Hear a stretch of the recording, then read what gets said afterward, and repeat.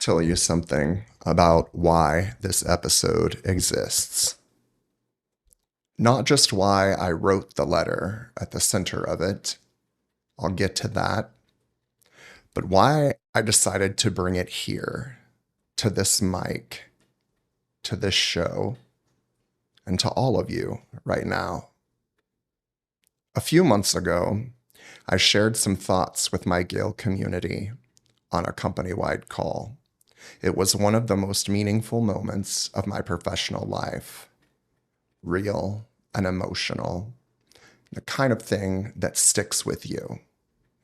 But the letter, the full letter, I had been sitting on for some time. And I had a plan for when to share it. I was going to save it. I was going to hold on to it until I entered hospice care. I thought that was the right moment, the final gift, the last words, the thing I left behind on my way out. And then I woke up one day and thought, why am I waiting? I have the time and energy. I have my voice. I mean, come on. This is the reason we started this podcast.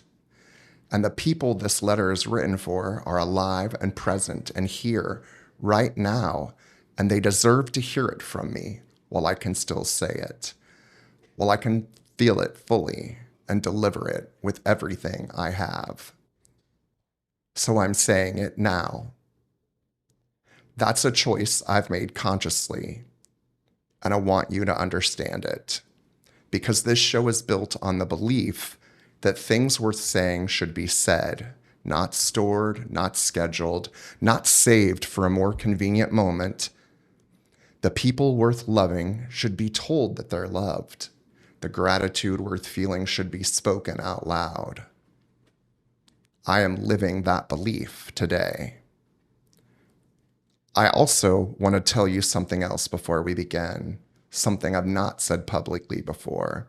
Something that makes the story I'm about to tell not just a story about gratitude, but a story about survival in the most literal sense of that word. But we'll get there. I'm Kris Saim.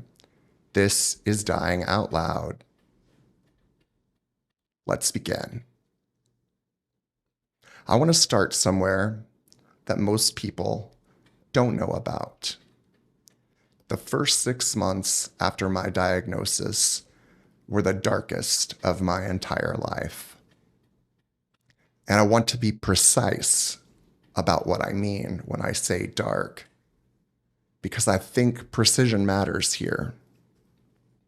And because I believe in saying the real thing rather than the softened version. There was a period in those early months when I was in the deepest depression I had ever known. When the weight of what I was facing, the diagnosis, the uncertainty, the slow and devastating process of recalibrating everything you thought your life was going to be, became almost unbearable. There was a moment when I wasn't sure I could go on. I'm going to let that sit for a second because it deserves the space.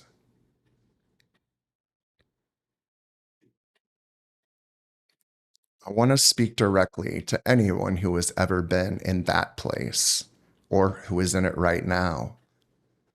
The place where the future feels not just uncertain, but impossible. Where the distance between where you are and any version of okay feels too vast to cross. I see you. I know that place. And I want you to stay with me for the rest of this episode because I have something important to tell you about what happened next. What happened next was work. Not in some abstract, motivational poster kind of way. in the most specific, literal, life-altering way I know how to describe. The decision to return to work, to get up, to show up, to walk back into a sense of purpose, contribution, and community, that decision saved my life. I mean that without exaggeration and without performance. It truly saved my life. Because what work gave me in those early months was not distraction. It was not something to hide behind. It was a reason. A concrete, human-centered, daily reason to be here. A session to facilitate, a leader to coach, a program to build. Things that needed me, specifically me, with my specific experience, perspective, and care to exist. You cannot overstate what that means to a person who is wondering whether their existence still has a point. For patients diagnosed with cancer, ongoing employment and returning to work can promote a sense of normalcy and control during an emotionally challenging time. The research says it clearly. But the research cannot fully capture what it feels like from the inside. The specific moment when you realize that the world still has a place for you in it, that people are still counting on you, that you still have something left to give. That moment is not small. That moment is everything. And here is what I need for you to understand. What makes this story more than just my story? It wasn't the work alone that pulled me back. It was the people in it. My community, my G's, the almost 800 people at Gale who, without knowing what I was carrying in those earliest, darkest months, showed up, checked in, and made space. Treated me like a full human being on the days when I felt the least like one. They didn't know they were doing that. They were just being who they were. And it was enough. It was more than enough. It was the thing that tipped the scale. I've wanted to tell them that for a long time. And today, finally, I am. I want to stay here a few more minutes because there is something I need to say that I don't think gets said enough.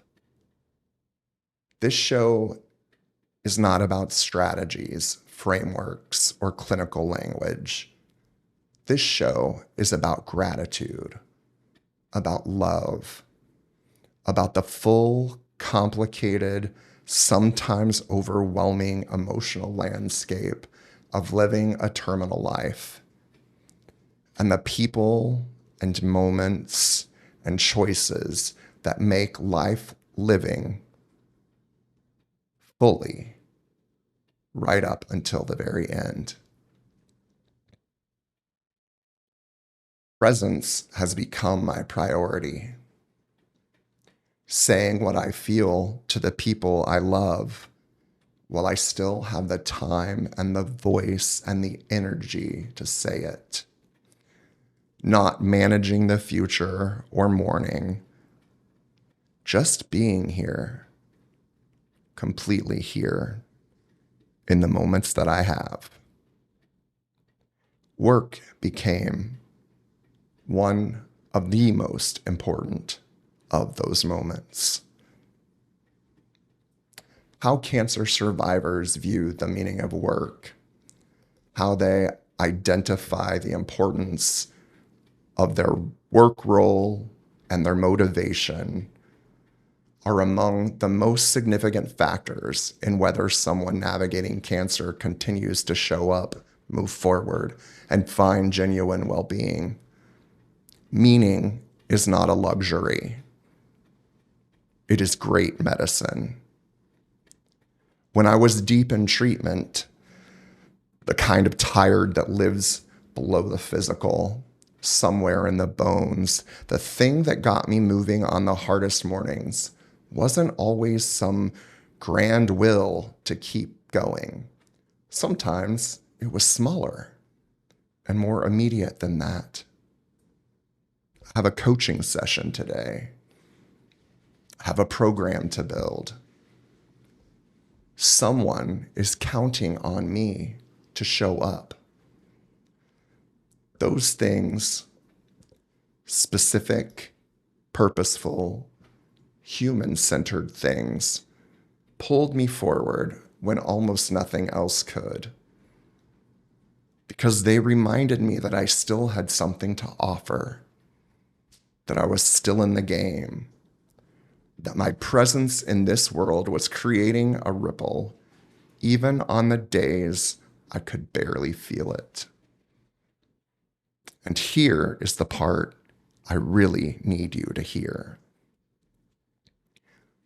While my community was extending grace I hadn't asked for, while they were showing up for me in ways I hadn't anticipated, I was producing some of the best work of my entire career. I mean that fully and without qualification. In 30 years spanning account management and organizational development, working with people across industries, levels, and continents, I have never felt more connected to the purpose behind what I do than in the last 3.5 years. The work became more meaningful than it had ever been. When you're no longer operating under the comfortable illusion that there's always more time later, you bring something different to every session. Something more present, more honest, more intentional. Every leader I coached got a version of me that was completely there, because being there, truly there, had become one of my deepest values. So it was never just them showing up for me. I showed up for them too. We held space for each other. And what came out of that mutual holding, that work, those programs, those conversations, I am genuinely, deeply proud of it. And that is what I want to duplicate for every G in this community. Not the diagnosis, never the diagnosis. The care, the belonging, the quality of presence that comes from genuinely choosing each other, not because a crisis demands it, but because that is simply who we decide to be for each other every day in the ordinary moments, on the unremarkable Tuesdays. When employees navigating difficulty know their workplace will accommodate them, respect their needs, and give them a voice, it creates psychological safety. It allows them to focus on what matters, knowing their colleagues will be there. That safety freed me to do more than survive. It freed me to create. And I want every person in that community to feel that, not someday, not in a moment of crisis, but right now, today, because they deserve it today. Let me tell you about these people. Because my G's, my Gale community, they are not just a support system. They are some of the most intelligent, creative, talented, and frankly, the most wonderful human beings I have ever had the honor of working alongside in my entire career. I want to be specific about that because I have been in a lot of rooms over the past 3 decades. I have worked alongside impressive professionals across many organizations. What Gale has assembled is genuinely different. The caliber of thinking in this community, the rigor, the creativity, the willingness to challenge assumptions and push past the obvious answer. It's the kind of intellectual environment that makes you better just by being in it.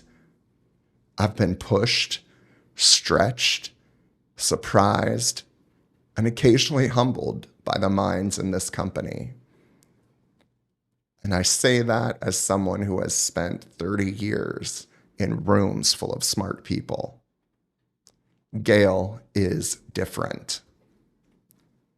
But the intelligence alone doesn't make a community. It's intelligence plus heart that does that.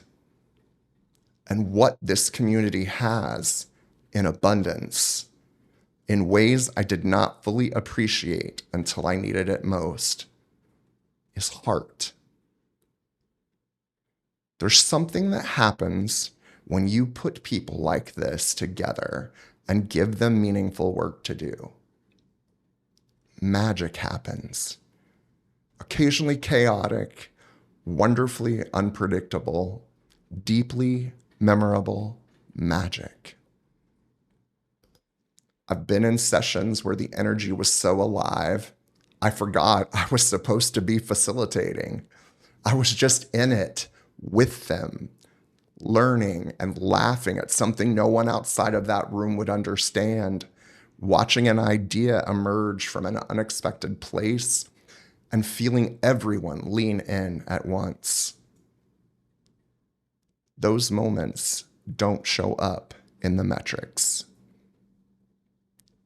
but they're the heartbeat of everything we do. I think about watching people grow. Leaders who came into a program uncertain of themselves and left standing differently. Managers who thought they understood coaching until they experienced what it actually felt like to be truly listened to. Emerging professionals who were told they were high potential and slowly, sometimes suddenly, started to believe it. I got to be in the room for all of that. That's not a job. That is a privilege. And then there are the relationships.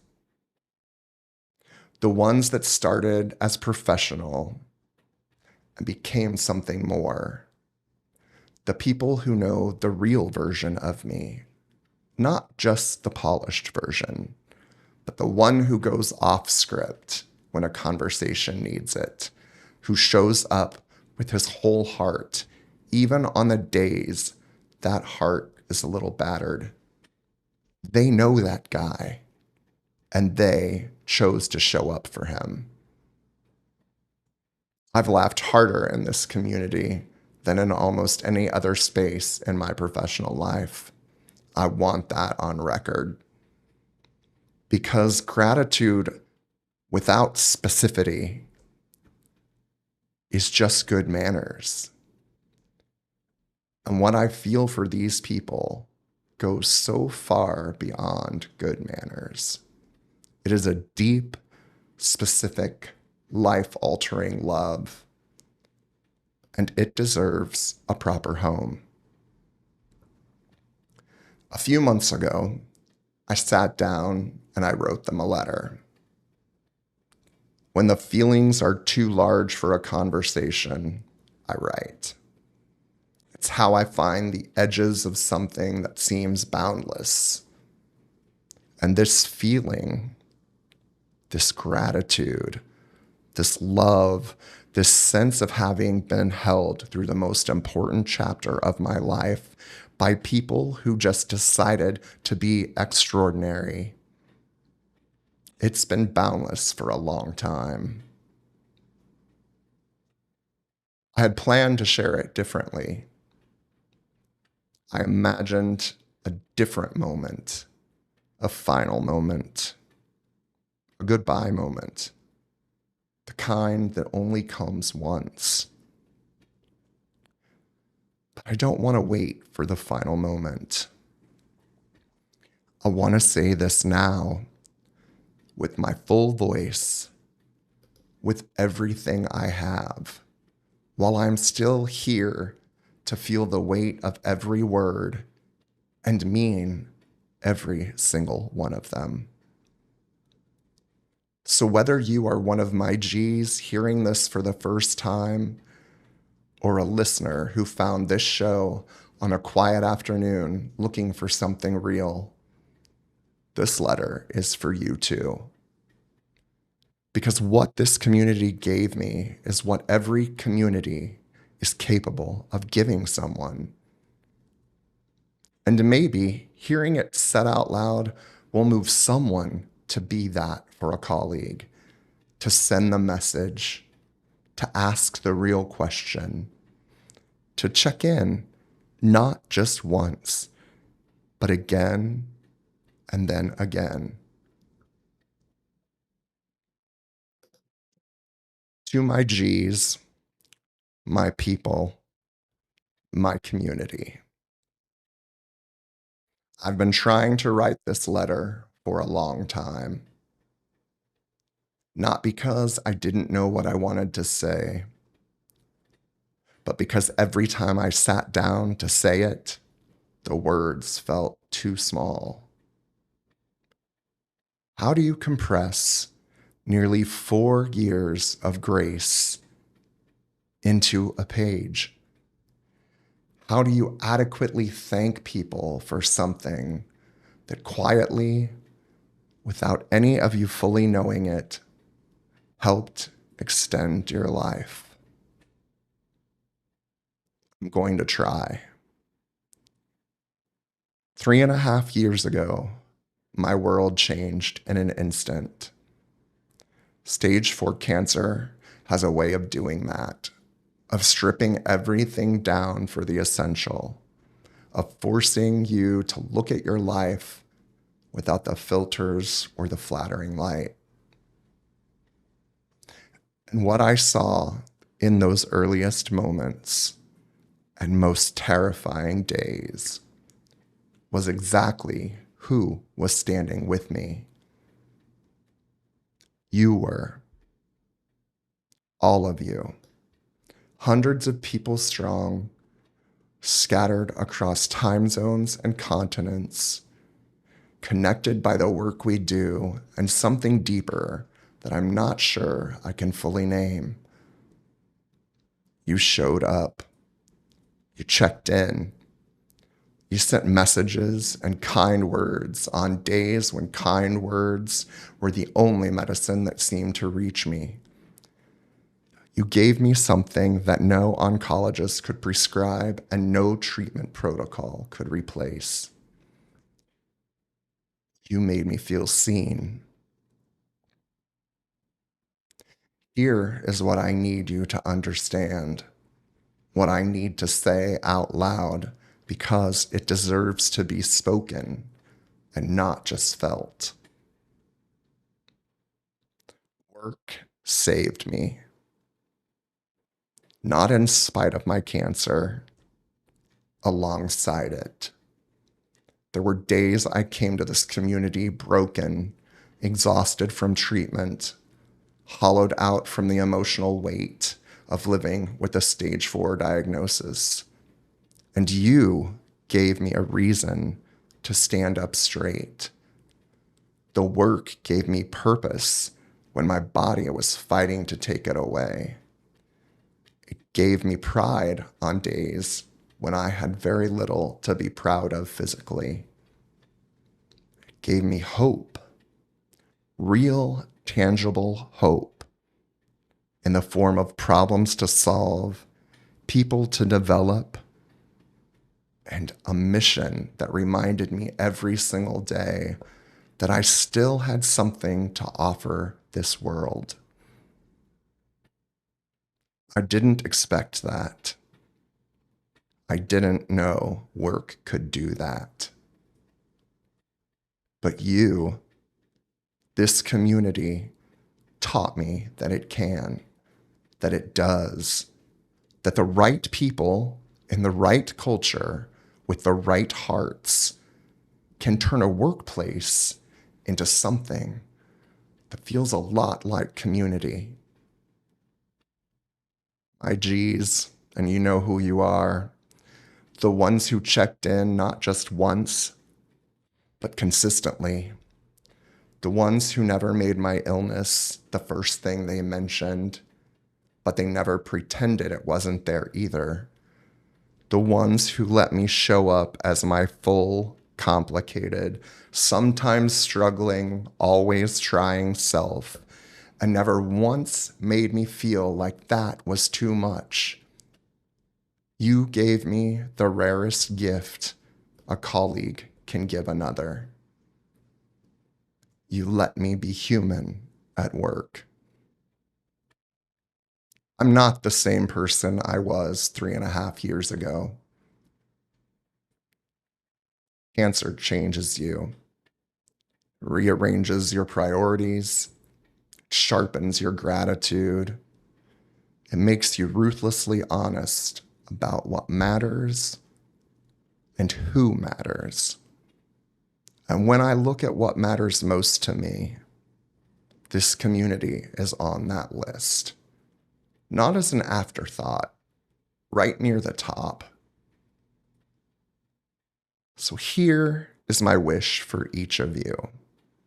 And I mean every single word, every single one of you, across every office, every city, every corner of the world where we do this work together. I hope you never need what I needed. I hope the roads ahead of you are long and smooth and filled with more joy than hardship. I hope the hardest thing you ever face is a difficult deadline or a tough conversation, and nothing more. But if life ever does what life sometimes does, if it hands you something heavy and asks you to carry it while still showing up, I wish for you exactly what you gave me. I wish you a community that holds you without hovering, that checks in without prying, that sees the fullness of who you are and says, "We've got you. Keep going." I wish you colleagues who become something closer to friends, who remind you on your worst days that you are valued not for what you produce, but for who you are. I wish you what you gave me. And I want to close with this.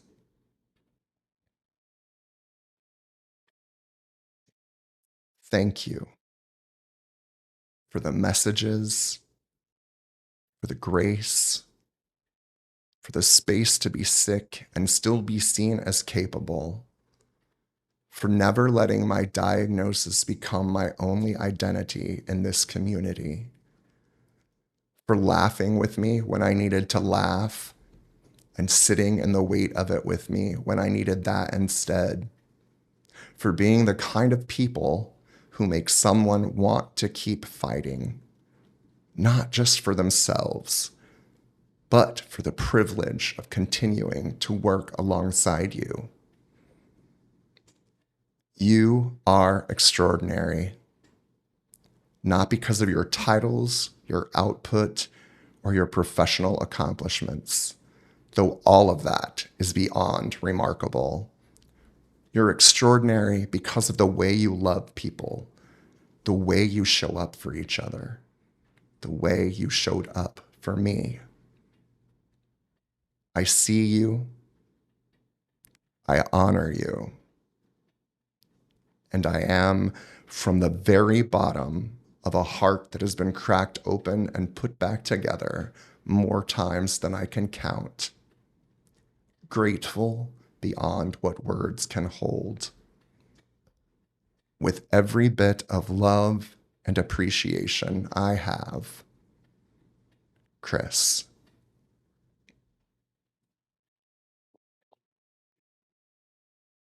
Okay,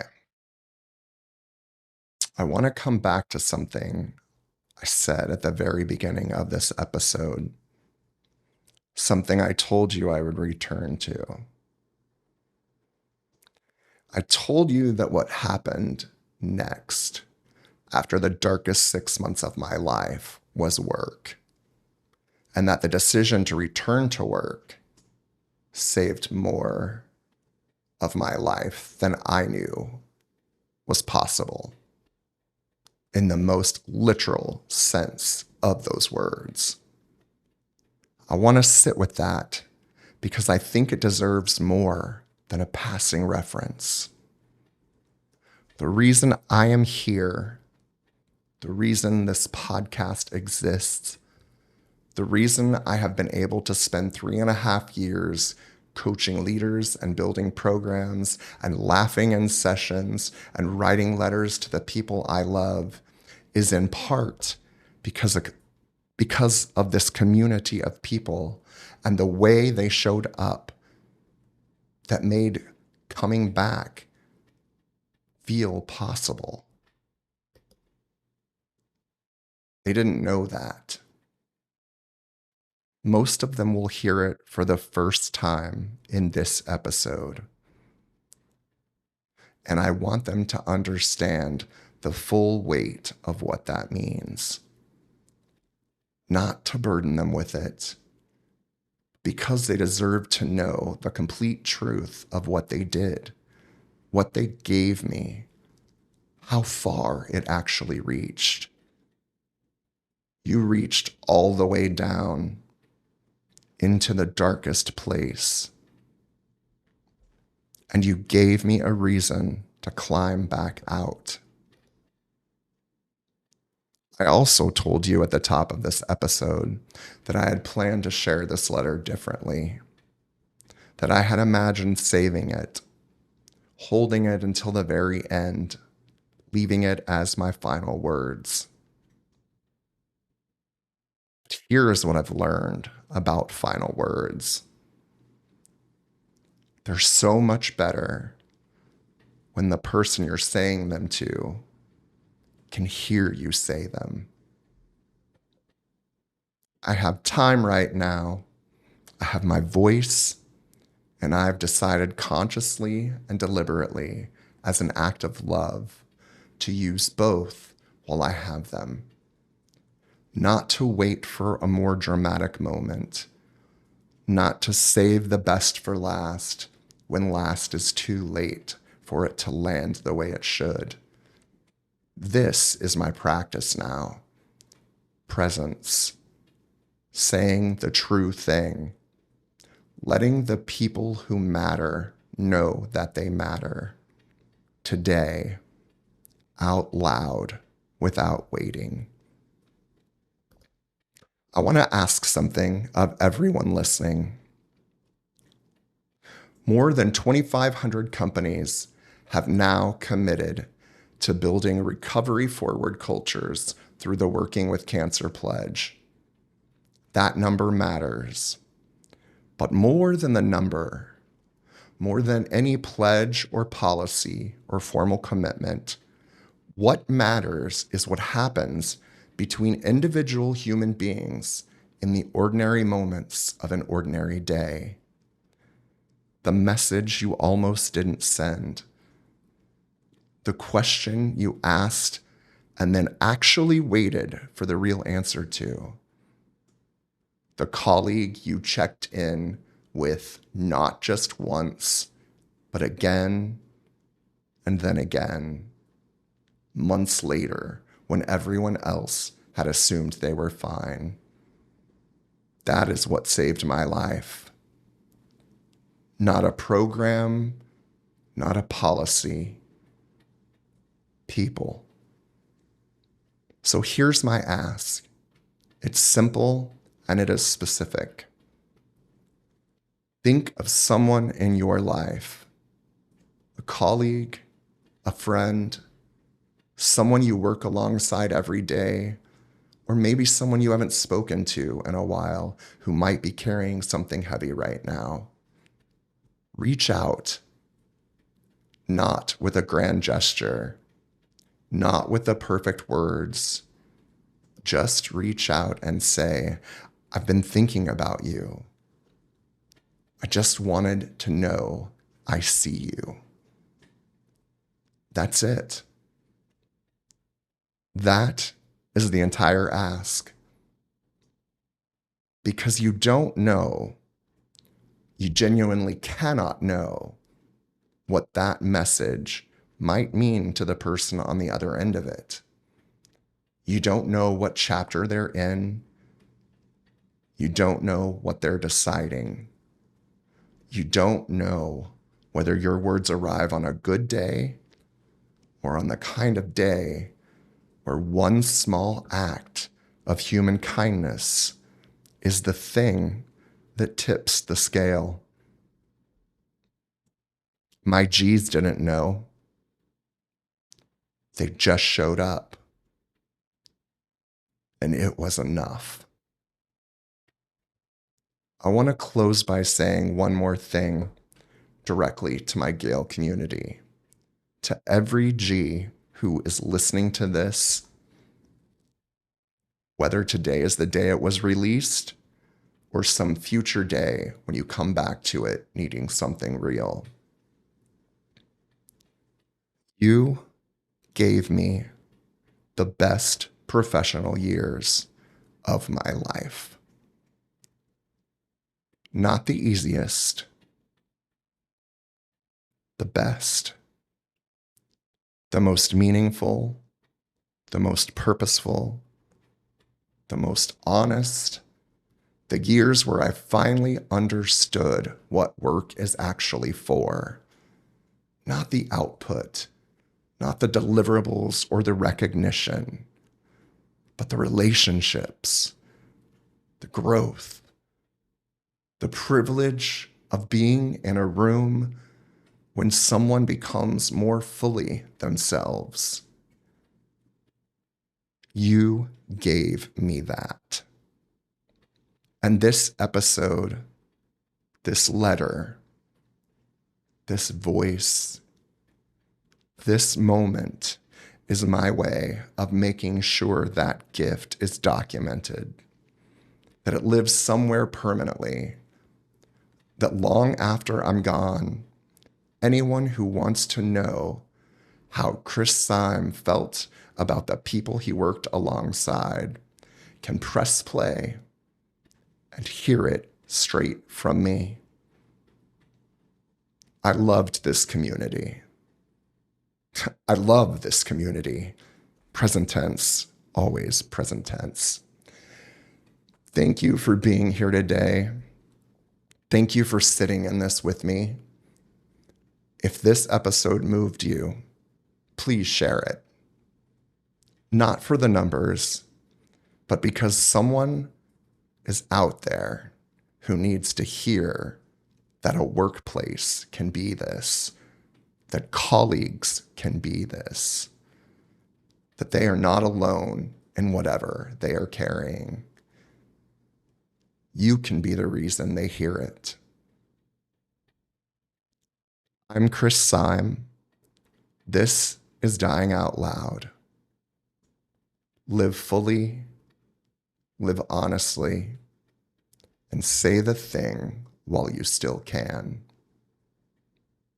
Until next time.